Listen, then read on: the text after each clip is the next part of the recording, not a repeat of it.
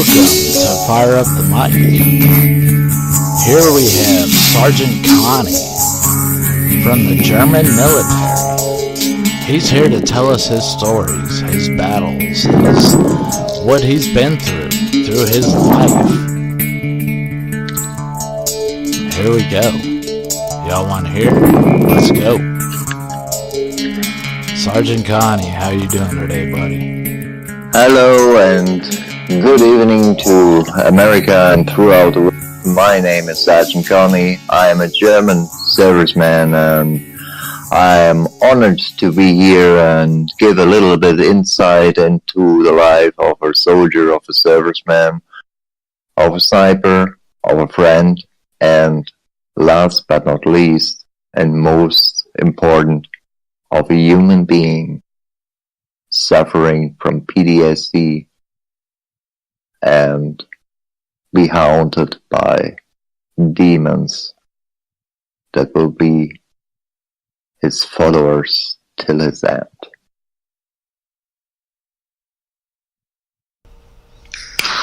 That sounds very difficult. Let's start at the very beginning. Let's start at what got you into where you're at and the ongoing of where you're going with it. Let's start at the beginning. Where did you begin? Where did I begin? Well, scholar. I have been to high school and did my examination, and so I decided to do something worthy for the community I lived in, and so I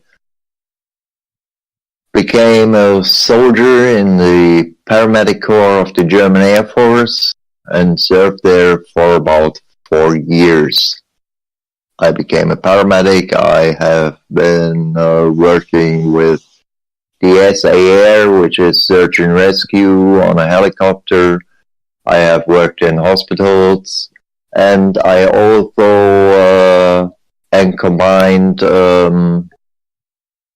other troops when they did their rehearsal shootings. So as an ambulance team, if something happens, that there are people who can take care about it. I hope I got your question in the right way, Salvador. Absolutely. That was great. So moving forward, what was next in the timeline? Let's take a step back to the paramedic field.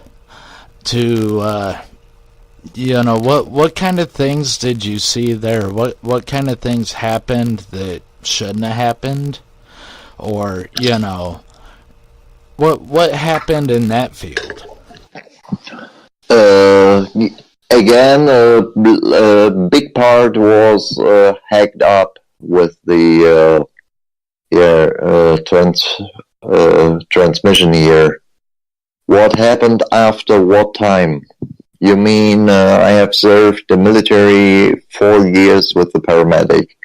And what happened after this 4 years? Well, let me say it has been the way I told you already, that we combined other troops when they have their rehearsal shooting.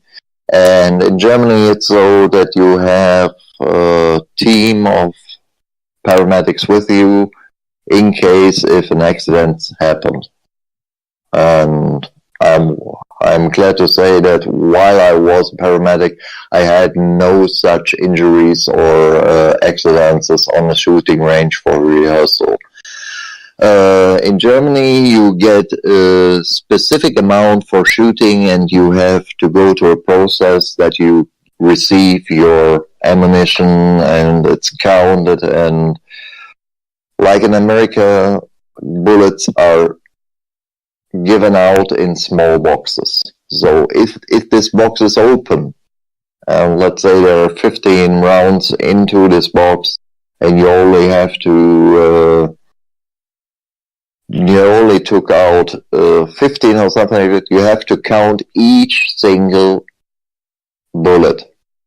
So to prevent a massive counting, it was said that the rest of all these boxes belong to the paramedics because we are sitting the whole day there and only drinking coffee and speaking nuts and something like that. So that as a paramedic, you are the joker on the range, and everybody makes fun with you and so on. And they even call us,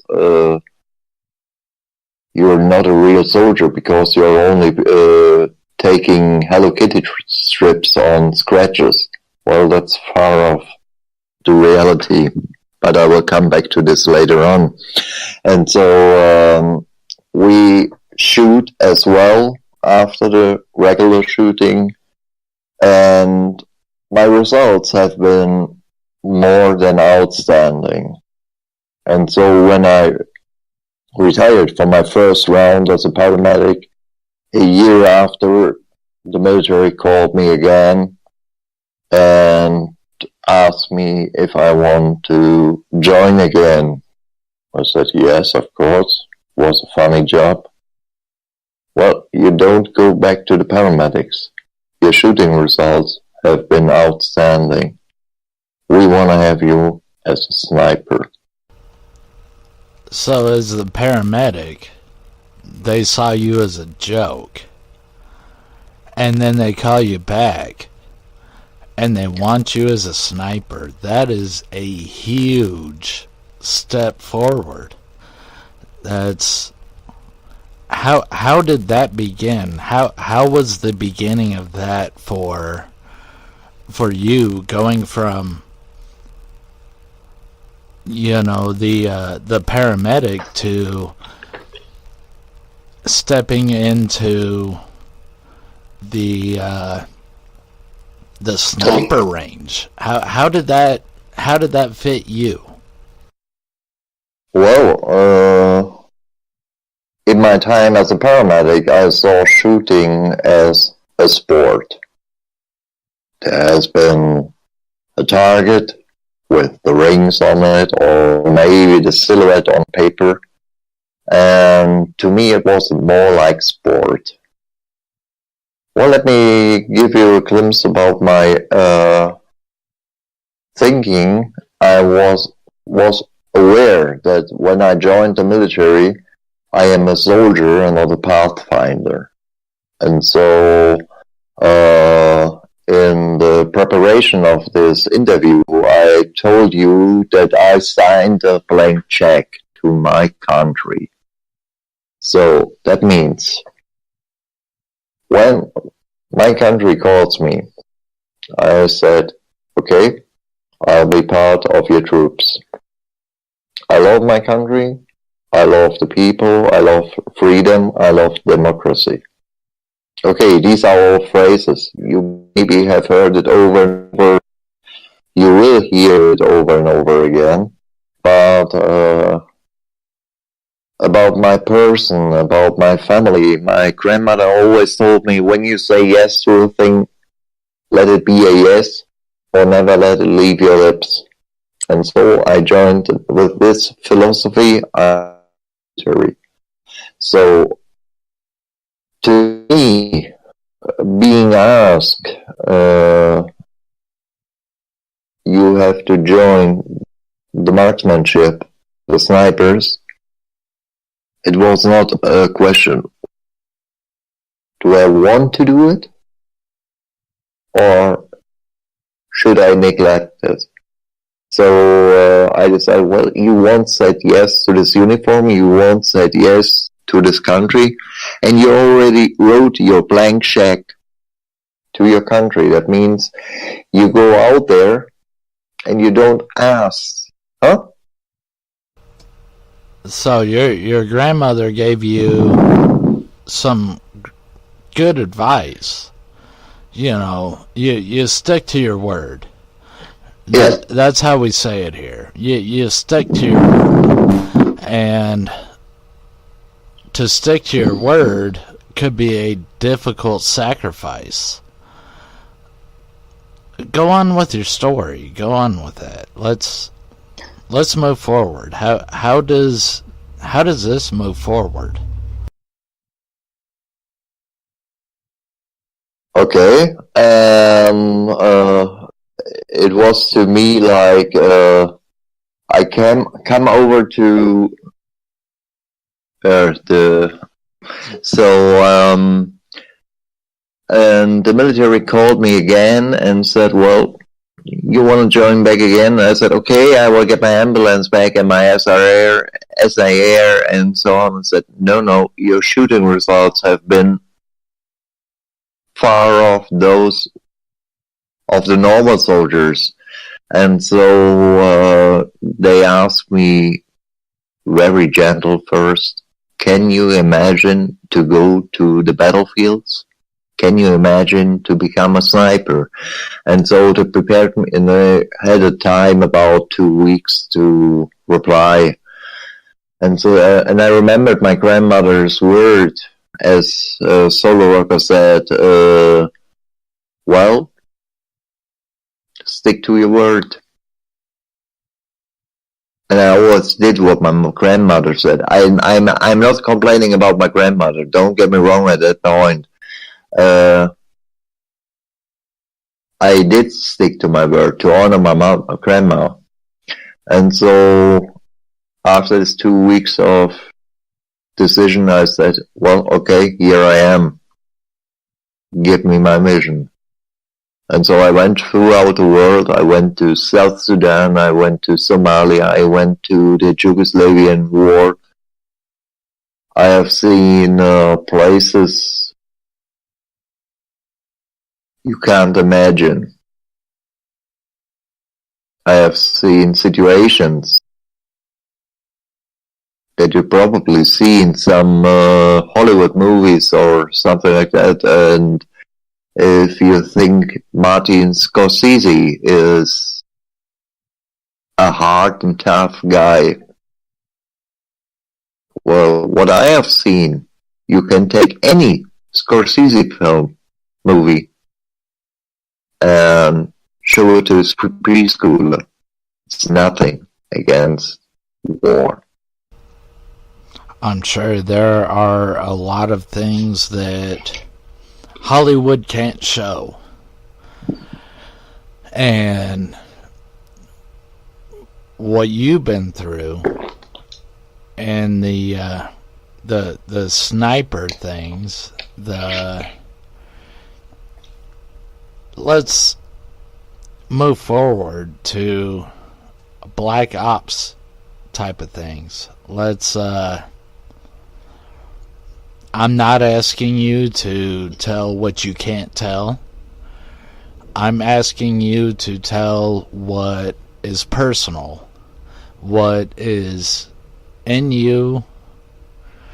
People need to know this kind of stuff because there are so many soldiers out there that will not speak, that have PTSD, that it hurts them so much they do not want to relive these things. And I'm not asking you to relive anything. I'm asking you to kind of release these things. Let us know what's really out there. You know, what you've actually been through. And life is tough, man. But let us hear it, you know? Okay, if you are sitting right now in your chair or on a stool on your porch, it might be good if you sit. And if you have a very weak stomach, maybe you might go right now to the restroom. I give you the advice to not bite up another piece of cake or another piece of cookie. Um, when I was down there in Somalia, I have to hide myself after a very severe battle. And there have been all these corpse, these dead bodies around me, partly visited by maggots. And to prevent myself to become shut down, I have to hide in between these hills of carcasses. Is this what you want to hear? Absolutely. I want to hear about what is real to you. What has happened to you? At this moment, you become kind of like a dead person. You don't feel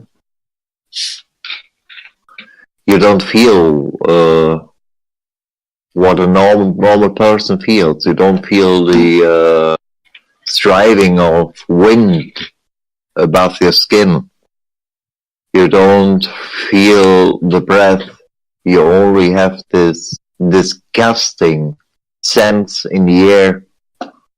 Have you ever been around, I know it sounds respectless, but have you ever been around a carcass of a dead pig or a dead cow or a dead animal? Have you ever smelled a dead person?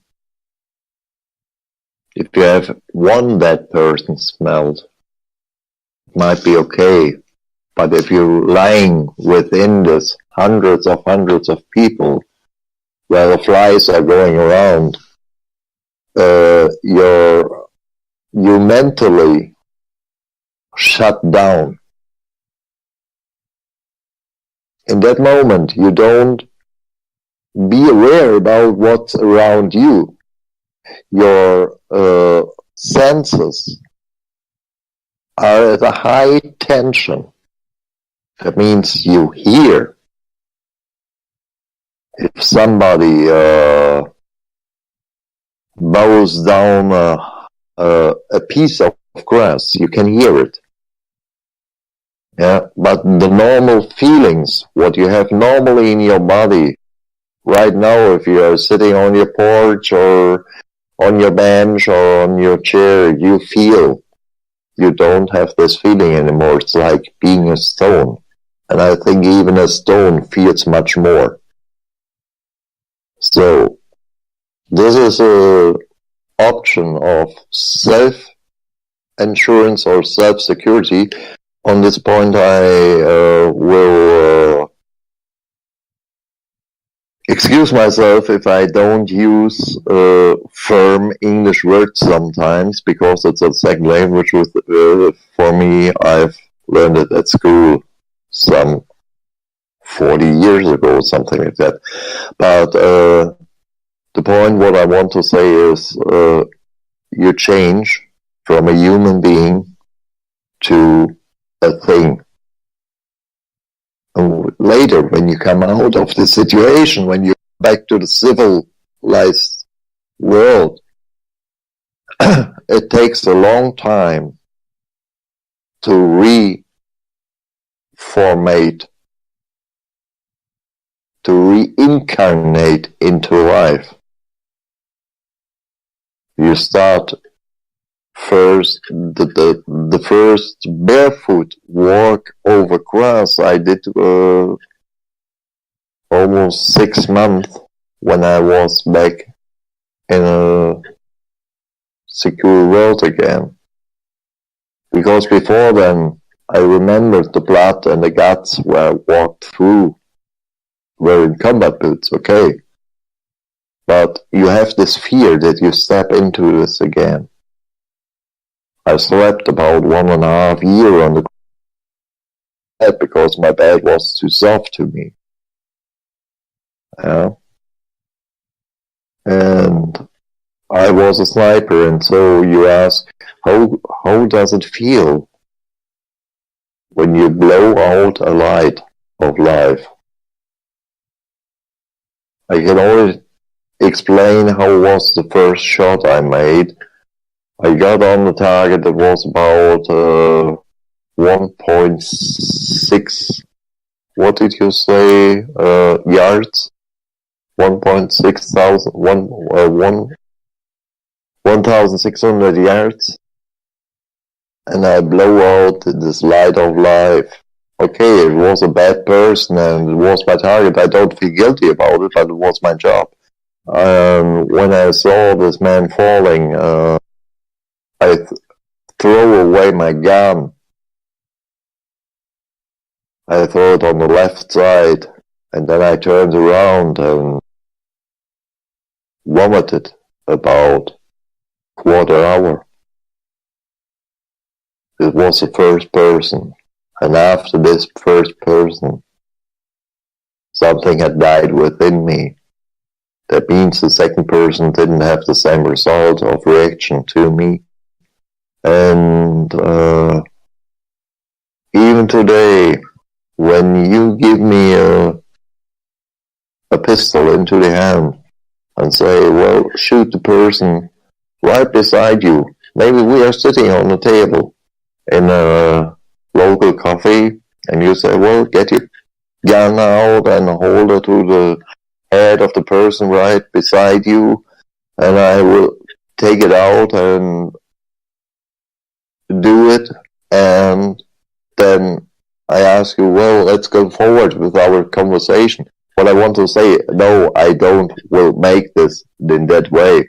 Actually, I never ever will touch a gun again. But what I want to say is, it changes your feeling, your mental feeling, your behaving. You become, what you often hear in the news, you become a machine. You transform from a human being to a functional weapon. Yeah, that might be the right way. So, to me today is that I don't know where you're listening to all over the world, but for me it's very important that the next time you see on the airport a soldier coming home, simply say thank you or say something nice, because these brothers and sisters of mine, have been through the gates of hell and came luckily at home. Today for my life today is a kind of broken. I started off with depression and later on firm P.T.S.D. took over me. You all know the situation when you are sleeping, you are dreaming. Sometimes you don't remember, and often you tell your spouse, your girlfriend, your neighbor, well, hey, I dreamt last night about a sandy beach, sunny, warm air, and the warm water. My nights are black. And my wife told me that I one night was dreaming. I didn't remember that I was speaking in Serbian language. I know that because she recorded it or she wrote down some words I used. I said, well, I can't remember. Well, I wrote down and I recorded it for you, and we figured out that it was Serbian. I had a duty over there, and that was where I figured out that I really dream at night, but I can't remember, and that's kind of protection for myself, because protection that I won't get maniac or mad.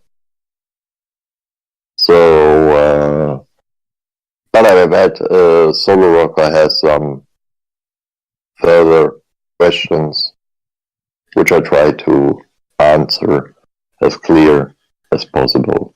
Solo Rocker, your turn.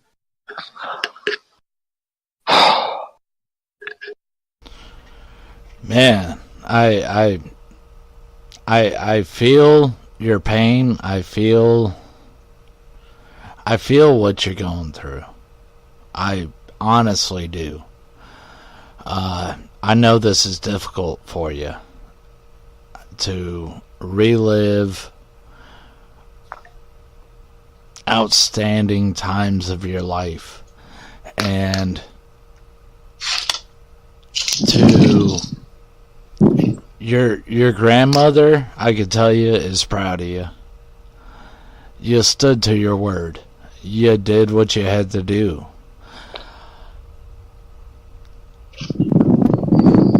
Out there in between the times that you had to do what you had to do, was there any paranormal time, any ghosts, any alien sightings, anything that maybe brought light to your eyes, where it wasn't just on the job, but something scenic that was outstanding to you? Well,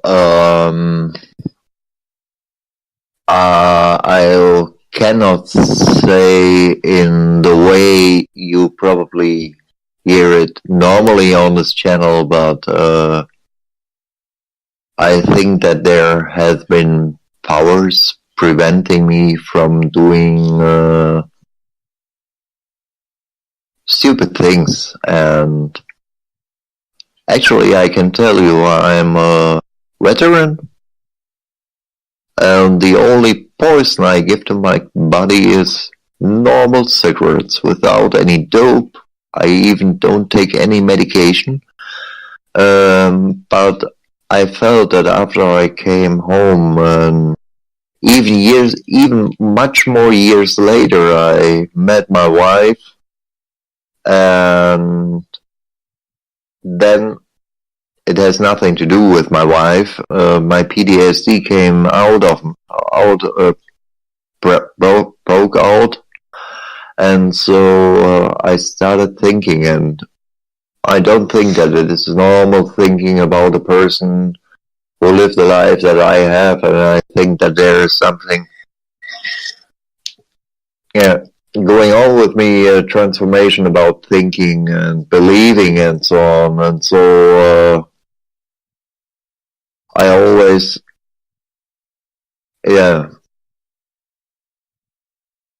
look through another pair of glasses right now. I had a view like a spotter through the binocular. That means, well, let me get first back to the point of a sniper, so that you can have an imagination. Everybody knows how big average melon is. So, or no, not that far. Just go to the next mirror and look at your head. So I want to give you a point of view of what I'm doing right now. I think that the spirits are giving me right now is I need to explain it in that way. To know what a sniper does is, and I don't mean the killing part of it, but the point of watching. Get yourself in the position, right, a mirror in front of you, so that you know how big your head is. And now try to imagine that you go away 1.5 miles away from it. So what what remains then? That's the point of view I have. Yeah. Today I'm working as a photographer. I use the ability of sight I had in the past for something. Well, today I say evil. It was a job. It wasn't really evil, but today I use the talent of a sharp eye to make people happy, and it makes me happy. I recently came back from a photographing session, and I always tell the people what I have done before and what I'm doing now with this talent. So for me, the whole universe became a different place. It's more like, or what do you say? In the car, it's like a transmission. We all and everything can't work without the other. So, to me, for instance, is totally clear. We are not alone in this space. So there are powers, there are, well, let's say aliens or something like that, that have influence onto us, or with us, or upon us. As I said, German is my normal language, and English is a second language, so please look over the mistakes I make, but I think you get the point, and to me it's not only being part of it.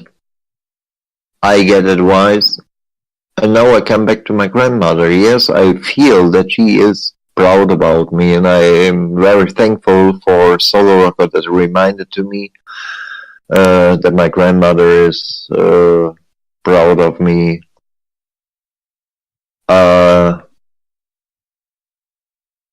So I hope I could give you a little insight about how a bad thing can change the whole look for the world, for physics, for biology, for an individual like me. In the preparation, I had a small talk with the Solo Rocker, with the moderator of this show here, and I told him, well, it would be more than arrogant if we claim to be the only species in the galaxy, in the universe. And I gave him a picture. I said, well, this universe is endless. I mean, Einstein or Rosenberg or even Stephen Hawking will slap my face because they have the mathematics and they try to show that the universe is curved and so on and so on. If you look in front of you, you might have a little piece of something. And take this piece in your hand. Because if universe has an end, it might have also a structure, a form. So what about this little piece? Where is it? It's right now in your hand, maybe. You know what I want to say? University can't have an end. And so with the human evolution, we are going forward. I can't explain it because I don't think about in the ways of paranormal or scientific, or I try to make my own pictures, but I think we speak the same language, yeah? And so yeah, I do think that there are powers that lead people to wisdom. And I just heard my own language, so I probably think that Solo Rocker has a question to me. Absolutely. You're doing great. Your English is extraordinary. And going back to your times out there in the field, explain to us what you have seen, what's out there. Explain to us in between the times of sniper, where you're out there, just out there, wherever you're at, let us know about that. Let us know about the times in between the hurt, So, I can give you some kind of checklist, yeah? A government is preparing to go to war. We all have seen these scenes on the Second Gulf War, Desert Storm. It's still all in our heads. And you have seen the scenes on CNN, where the Marines come landing with their boats on the shore. Well, believe me, these guys who landed with their boats on the shore haven't been the first people going over there. There have been people from the Black Ops who first cleared the range. Why do I say this? How else could be a film team of CNN or whatever? I don't want to make any advertisement for a big station. Could be able to film, to take up the landing of Navy SEALs or Marines on the shores. There have been some people out there. Well, that has been our job at the Black Ops. We cleared out the scenes before the other comrades, the other brothers and sisters landed. And so you are very lonely out there. You come at night, you jump out of your plane, not like other parachuters with your parachute open already. You jump out of, well, let's say,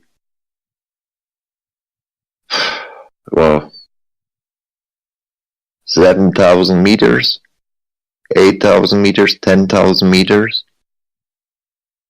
I don't know how much this is in foot, but I think you get an idea. You have pressured air on your back. You have your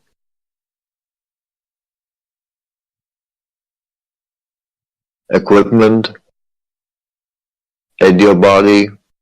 Actually, it's not directly like a backpack. It's a bit more below you. It lands before you.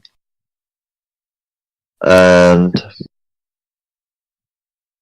at a very altitude, you open up your parachute so that there is very short time you can be visualized. So then you hide. You go up, you look for a hiding place. Most time you are two people. This is called a sniper, and then you have a spotter. And the spotter is, in my point of view, the most important person because he shows you all the ways, like where comes the wind from, in which speed comes the wind from which side, how is the air pressure, How is the humidity? What is the curving of the land surface? These are all points you need for a good shot, and these are preparations. So, and then you don't go and just look for people you can shoot. You have a list from different investigations agencies or intelligence services, which will give you your targets. It's not like in Chuck Norris movies or Rambo or what else, you name it, where you have a list where you have to go and then you just run. You get informations. You prepare on the scene at the moment you land there. It will take about 2 to 3 weeks to investigate and check and double check the informations you have. You figure out the movements of the people. You figure out their daily behavior, like when are they going to work, when are they going to this point, when are they going to that point. And then one day you look for the place where you are going to accomplish your job, and it might be even then up to 2 or 3 days where you hide and just observe. So now you may ask, what are you doing when you're observing? When you have to go to the loo, well, I name it, you just let it flow. When you go to shit, you just let to split it. So, yeah. And then you do your job, and then you try to hide yourself and go in an area where you can disappear. So, Lorca, your turn, your questions. Absolutely. I understand the difficulty to get to where you have to do your job. What is the escape like? What is the getting back to safety? Because that has to be an extremely fearful thing.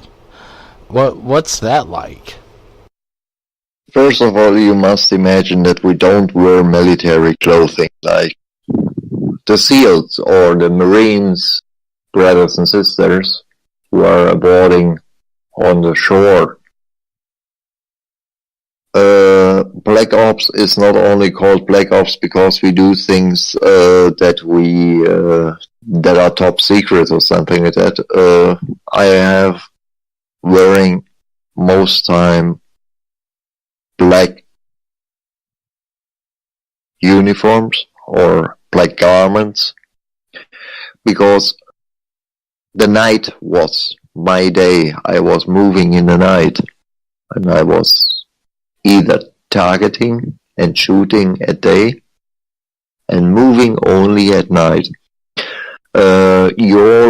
Maybe you have seen the show NCIS where Mark Harmon, alias Leroy Jethro Gibbs, who is a fictive gunnery sergeant and sniper, wears a so-called ghillie suit.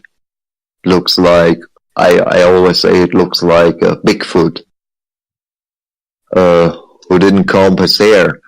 And actually, I promise you, I can lay right a foot wide aside you in the woods,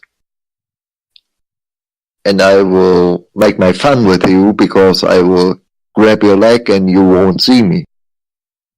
That's it. So you have your military garment, but to get out, I was almost like a black man from the clothing. But although I had always civil garment with me, according to the culture, maybe I wear a turban or what they have, the skirts or something like that. I looked in before I came over to my operation soon. I looked what are the people wearing there, and I took this civil stuff with me, and always pretended to be a person without voice, a voiceless person, a mute person. That's probably the right way. So I didn't have to speak with anybody. So, did this answer your question? Absolutely. This is amazing what you are sharing with us. So, what kind of what's personal to this to you? What I know you've been through a lot. I know you've seen more than most people have ever seen. The personal part to this, the Sgt Konny part to this. Let's hear about that. Let's hear about the brighter side of things. You know? Okay, so here it is. Today, I am a photographer. I really enjoy it. The time back in war has shown me very physically, very that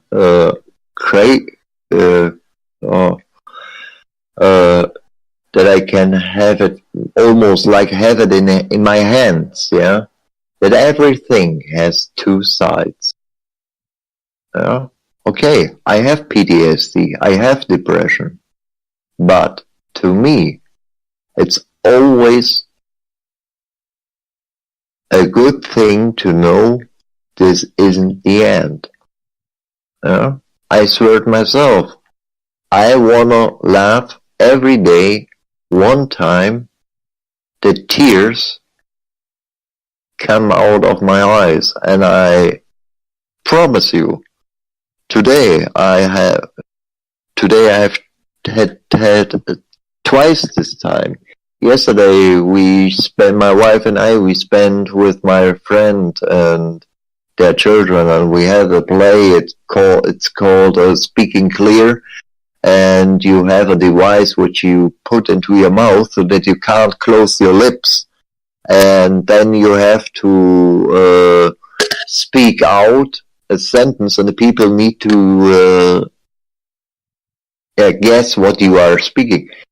Oh, we piss off about laughing. Yeah. So today I have seen a lot of very, very bad things. And I have done things worse than you maybe can imagine. But to me, war is over. And you probably can't follow me in this way, because most of you haven't been where I have been. But I am thankful about every single second of my whole life, about the experiences I have made. Today I am more an advocate to people.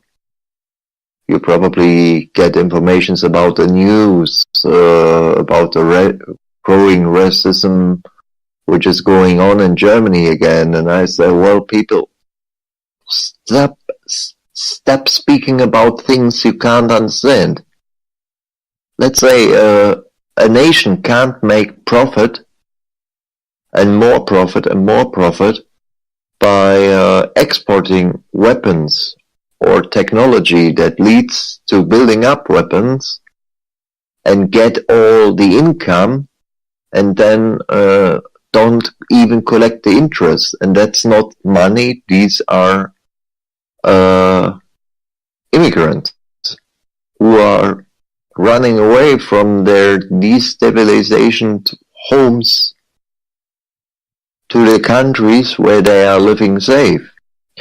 I am thankful about the experience I make because maybe you have a situation and you go to a person to get some advice. So, to which person do you prefer to go? Would it be the person who read about something like a psychologist? Oh, I have read this when I'm studying it. Or do you go to a person who exactly knows how depression feels or how P.T.S.D is like? Later on I will share, and I think that Solo Rocker will take it on the website or whatever, or the YouTube channel. I will share you a small, brief video clip on YouTube which shows the picture of living with PTSD, and you can also show it your preschooler because it doesn't show any explicit scenes or something like that, so that you can imagine what it is like. And Solo Rocker asked me about what is about Sgt Konny. Well, I have a deal with my sicknesses, with my illnesses, with my depressions, as well as with my PTSD. We have a gentleman's agreement. Okay, I am a soldier, I am a gentleman. Maybe for some people not, but maybe even those people who don't think a soldier can't be maybe I even could change the point of view.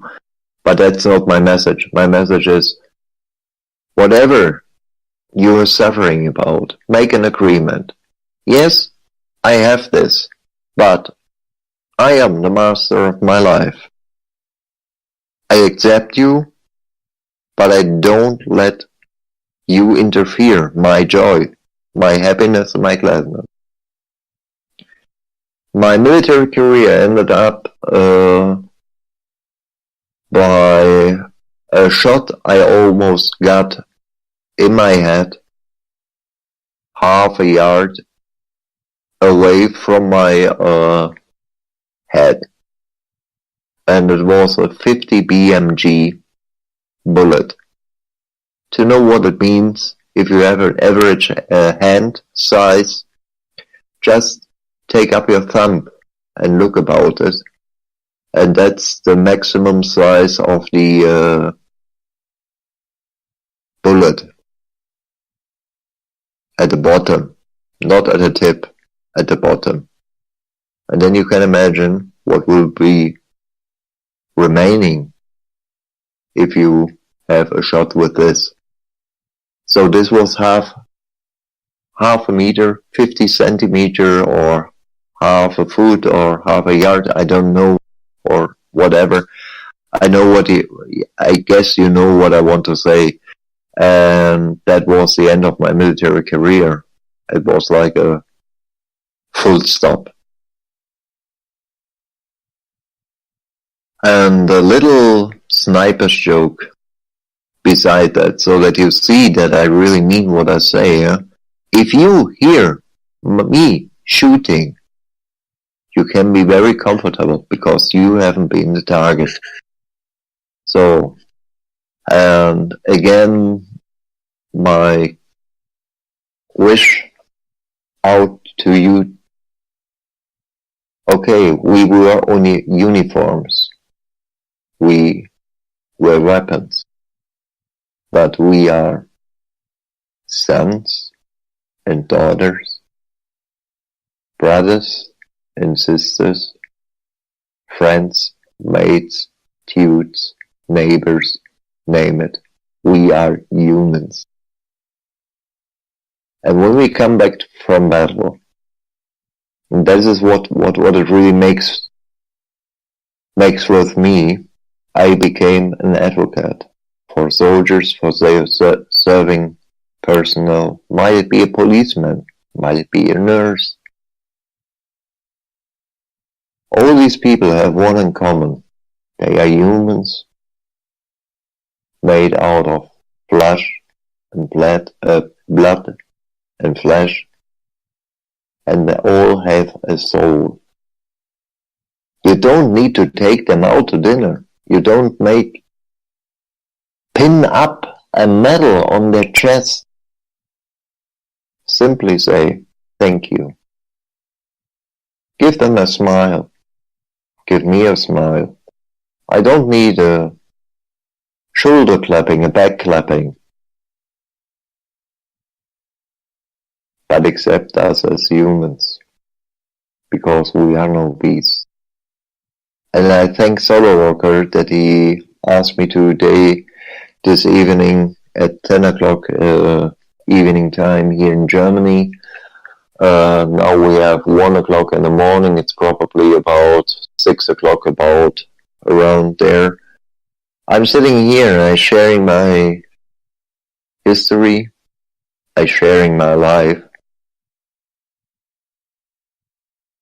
And I am proud of every single serviceman. May it be a person who works in the jail.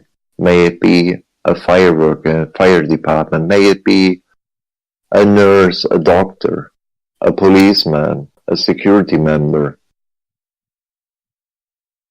They do jobs others don't like to do. Respect and honor these people. In the beginning, I told you that that soldiers used to make jokes about paramedics, and I don't know how long this show will go on. Further on, maybe you might have some questions out of the audience or something like that. Actually, I want to end up with my paramedic time. There is a saying in Germany, never laugh or make jokes about a paramedic. Never look from above down to a paramedic, because there will be one day you might have to look up to him. I thank for your interest. Maybe I don't know how long the show goes, but I thank you much for your interest, for coming into the show, and give me the opportunity to show you a glimpse of my life. The show goes as long as you want, buddy. It's I would also like to ask, you went through all that. You went through a lot.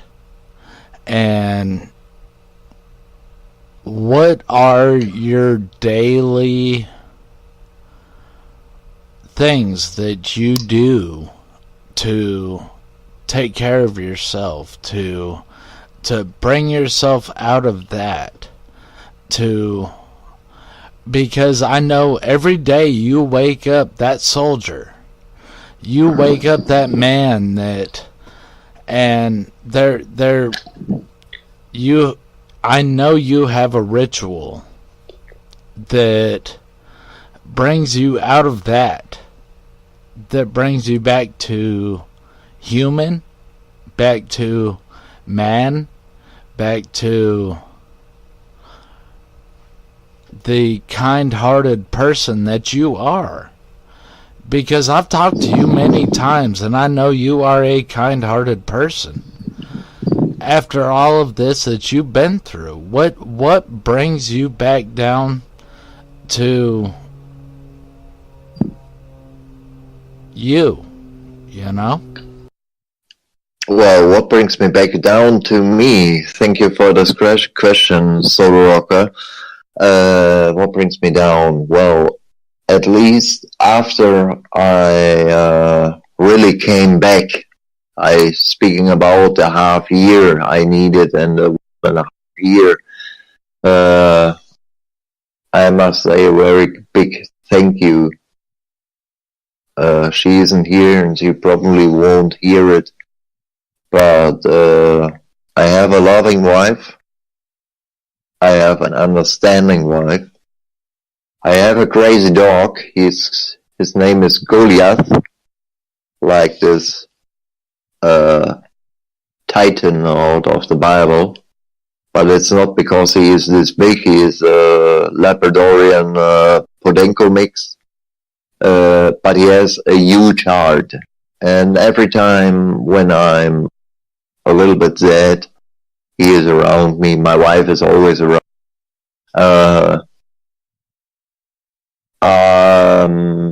There is, well, it's kind of a saying all over the military places, and I cling to it as well. Surrender is not an option, and every day is another chance. Today isn't the end. Today is the end of today, but tomorrow the wind can change to a better side. I have been at the point of suicide as well. I tried it, and today I am happy that I only tried it and it didn't work, because if it had worked, well, Solo Worker, we even don't have Matt. Matt. I haven't made so many pluralistic and powerful and happy moments. And there's so much to see and discover out in this world, even though you think, well, it's black and gray and rainy and stormy and something like that. No. I have seen a picture when I was a child. This was with a German actor. And that came back to me when I went through the hardest time of re-civilization. It was about a beggar and a young boy, and the boy asked the beggar, "Who you are? Where do you come from?" And the beggar said simply, "Well, my son, I have been once you. But listen, never be too sad, and never surrender. Because if you do so, you could become me." So, and that's the way I say, people, even in the darkest hour, you might find a way out. Believe in yourself, believe in the power of life, and know love. Even though I killed a lot of people, I can say it, I killed a lot of people. I will say you still have a little spark that's called love, and that's right inside you. Because if this spark isn't anymore there, you fall on the ground like a dead tree, because then you are dead. Solar Rocker, did you expect something like that? That is awesome. That is so awesome. Wow. That is... To come from a man who did his job.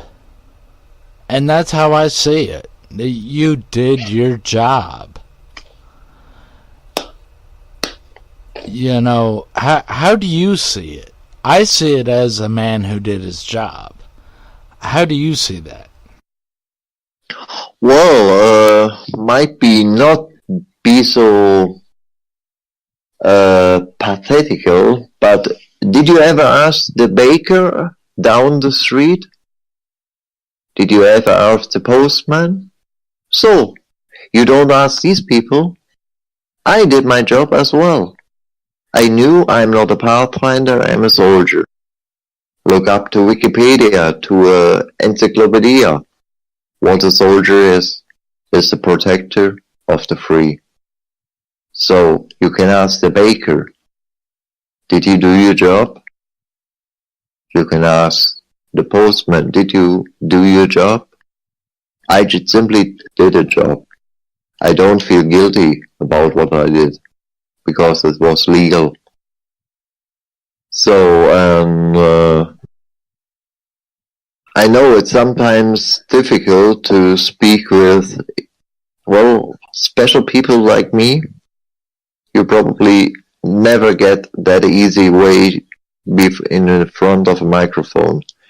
You have heard a lot of my life, my experiences, and I stood to my oath. I didn't speak out any secret. Yeah? And that's the same with a baker, or a butcher, or a mailman. He will tell you, I went to this and this street and dropped the letter here, the news magazine there. The baker said, I made the rolls, I made the white bread, I made the black bread. Yeah? It's a job. I can't be a baker. I can't be a mailman. Because on one side I have an allergic reaction for flour. On the other side, I don't like run from house to house. So these are not my jobs. And maybe the butcher said, well, I can't carry a gun. I can't jump out. I don't understand why I should jump out of a functional flight. Yeah?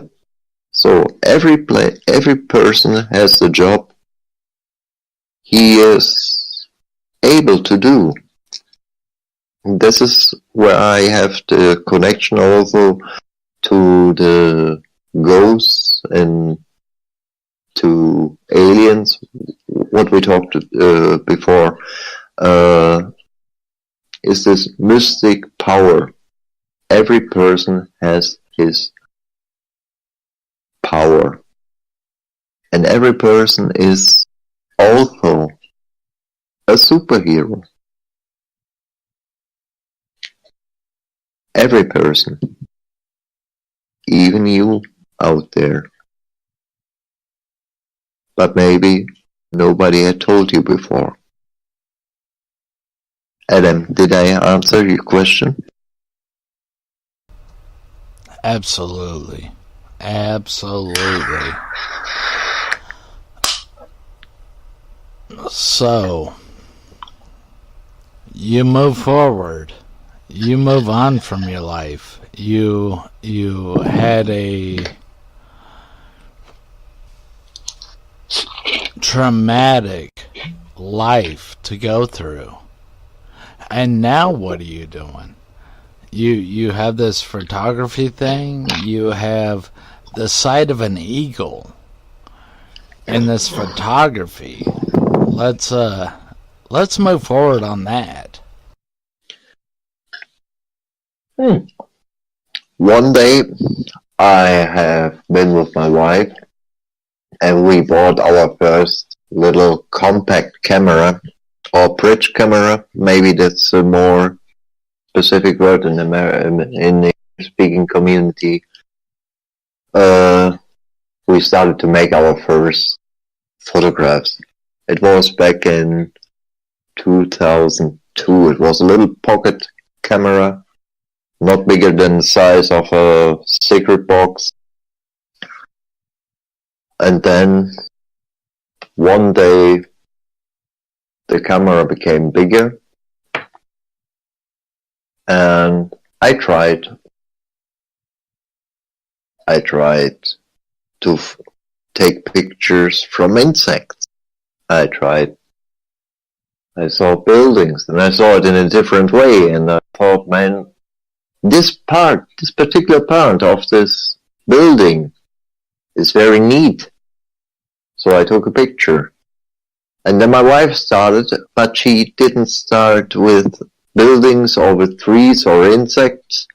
She asked a woman, "May I make a photograph of you?" And I said, "Well, darling, you can't speak with the people in that way. We are not photographs." I said, "Well, let me see." So my wife brought me up to the photography. And then she asked me to take some pictures of her, and another friend of mine is a photographer and model as well. And I showed her a picture, and she gave me some critics about it and said, "Well, this one is good, and this one you can make this way, and you better take it from another different angle." I said, "Oh man, you've heard these things years ago. You can make things in another way. Just look as you have looked before." And you can believe me, today, I don't have the view of an eagle anymore, solo rocker. I'm wearing glasses, and the glasses are out of plastic, because in class they would be too heavy. Anyway, you won't believe it, but it's really that way. Without my glasses, I am like a mold. So, well, I used it a lot. Okay, so today I use my glasses, my eyes, and my camera like I used it in a days back, and yeah, I make people happy, and it helps me also to get rid of the danger to hide myself and to go in my own rooms and close the shades and let nobody into me. No, I use my talents, my physical equipment, and my technical equipment to turn something I used for, in brackets, bad things, for making people happy. So that's the way I'm doing today, and I know that I don't will become a millionaire by this, but money doesn't count. Money is only printed paper. So what else? I will end up someday in a grave, and there is no such thing like money or else needed. So, but I take pictures of moments where people are happy. I freeze them in, and the people can remember years and years after it. So, what else do you want to know about the photography? I think my good friend Robert White here may have some questions. Yeah, Robert, nice to meet you, and as far as I remember, you are sitting right down below my feet in Australia. Is that right, Solo? That's right. Ah, hi, Robert. Nice to meet you. Hello. Hi. Do you have some questions about me and the photography out of the viewpoint of a soldier? No. Nope. We're with your background, that would have given you a more photographic eye because you would have had to have focused in on your targets. Yeah. So that would have been an addition to taking like portrait photos and such, but also the artistic side of photos. Do you ever take any of like buildings at weird angles, odd angles, so that they're sort of offset? Well, speaking from maybe to a professional photographer, I am at the moment more than an amateur, but I will tell you something about my equipment.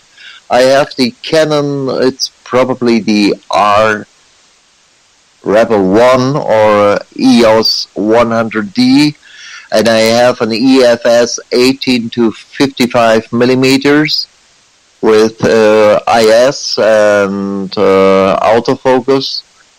I use another that's on a moment. Let me see. I don't remember it. I don't speak so much about my equipment. So it's a 75 to 300 millimeters with autofocus and manual focus from Canon without stabilization. And what I do is I take pictures. I don't work them out so much. I only correct if they are too dark. I make them brighter. Or if they are too bright, I make them darker, but I don't make so much artificial afterwork on the pictures. I take the pictures as they come out of the camera. So it's pure photography. Yep, I can understand that. That's kind of like how I do it as well. I try not to adjust it too much. The only times I adjust it is like when you said if it's too dark or too light. I try not to adjust anything else in the photo itself. I understand. Because for me, photographs are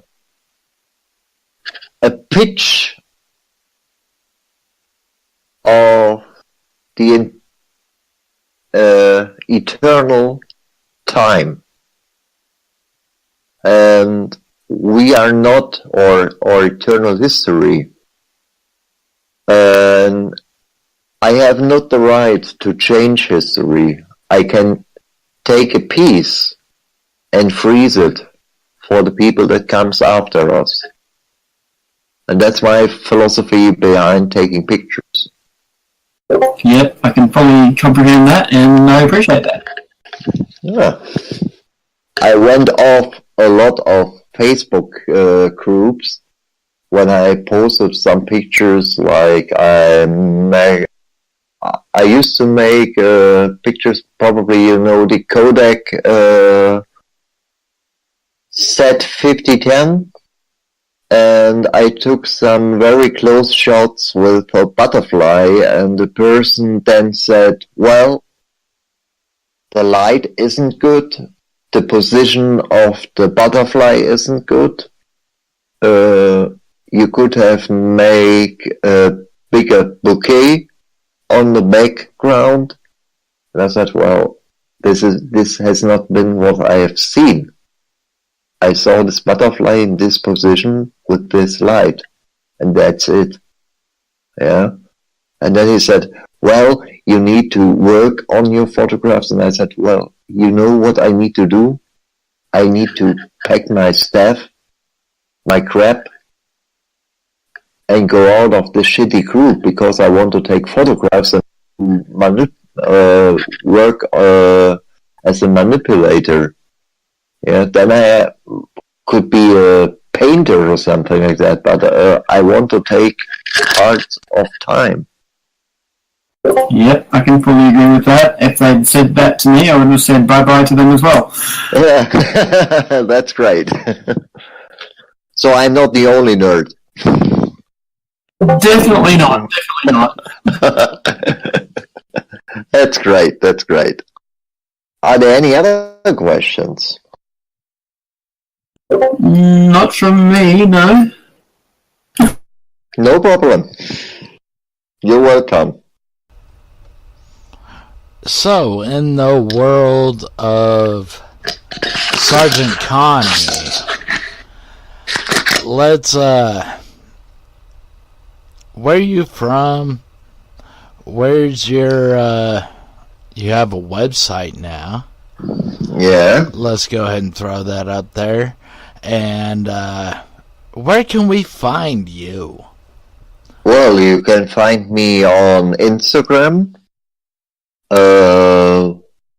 with the name Konrad Bareza. I give you the single letters. It's Kilo Oscar November Romeo Alpha Delta Bravo Alpha Romeo Echo Sierra Alpha. That's my personal page. It's now I need to look up. Can I switch this down without any problem? Can you hear me as well? Absolutely. Okay, because I need to open up the Instagram profile I have. Just a second. And then I have, but it's not working right now. It's but there's always, at the moment, it's only the tech and some German information. And my copyright, if you want to say it so.